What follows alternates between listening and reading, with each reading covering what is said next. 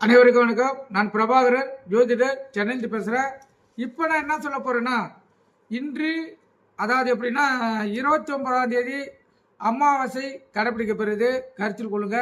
அது தை அமாவாசை, வருடத்தில் முதல் அமாவாசையாக இந்த அமாவாசை வருது.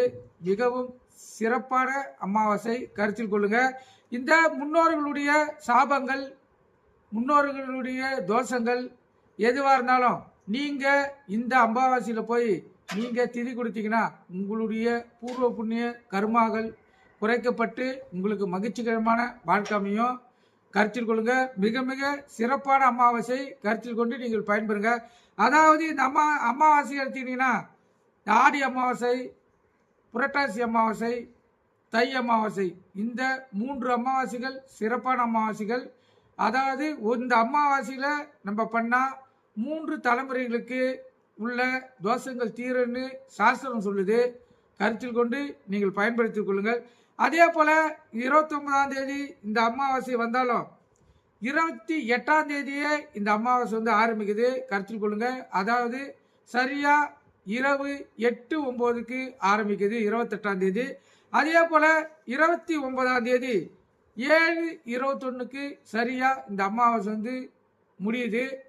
கருத்தில் கொள்ளணும். அதே போல் இந்த திதி கொடுக்குறவங்க நீங்கள் பார்த்தீங்கன்னா இந்த 29ஆம் தேதி திதி கொடுத்தீங்கன்னா மிகவும் சிறப்பு.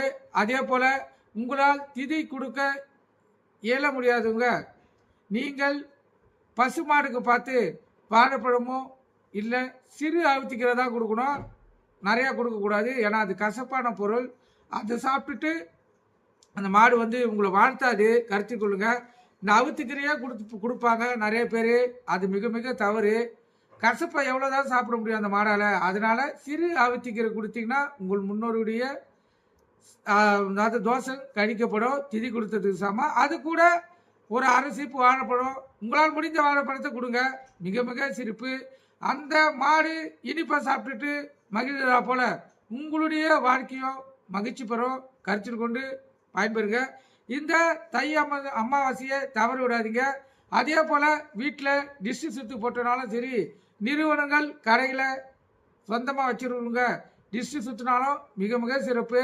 டிஷ்ஷு சுற்றுக்குள்ளே என்ன சுற்ற போகிறீங்க? பூசணிக்காய், தேங்காய், எலுமிச்சம்பழம், இந்த 3ம் போதுமானது. மிக மிக சிறப்பு. இந்த தை அமாவாசையில் செய்கிறது கருத்தில் கொண்டு நீங்கள் பயன்பெறுங்க.